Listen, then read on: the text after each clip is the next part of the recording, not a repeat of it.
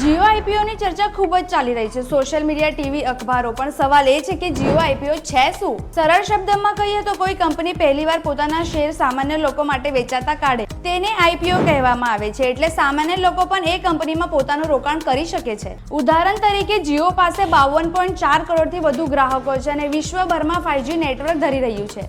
હવે Jio AI cloud તરીકે પોતાની કંપનીનું રોકાણ કરીને ડીપ ટીચ આગળ વધી રહ્યું છે।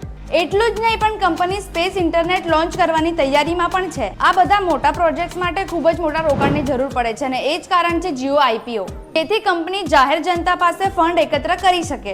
આનો અર્થ એ થાય છે કે તમારા ને મારા જેવા પણ લોકો જીઓમાં રોકાણ કરીને સ્ટેક હોલ્ડર બની શકે છે। જેમ જેમ કંપનીના શેરની કિંમત વધશે તેમ તેમ તમારા શેરની કિંમત પણ વધી જશે। તો તેના માટે તમારો શું ફાયદો? પહેલો ફાયદો, દેશની સૌથી મોટી કંપનીમાં તમને રોકાણ કરવા મળે છે। મોટા આઈઆઈની જેમ લોકો પણ પોતાના બજેટ અને પસંદગીનું રોકાણ પણ કરી શકે છે। ખાસ વાત એ છે તમે ભારતના ભવિષ્યના ટેકનોલોજીની વૃદ્ધિમાં ભાગીદારી બની શકો છો। સરળ ભાષામાં કહીએ તો જીઓ આઈપીઓ ફક્ત રોકાણની એક તક નથી પરંતુ ભારતની અદ્ભુત વિકાસ યાત્રાનો હિસ્સો બનવાની સુવર્ણ તક છે।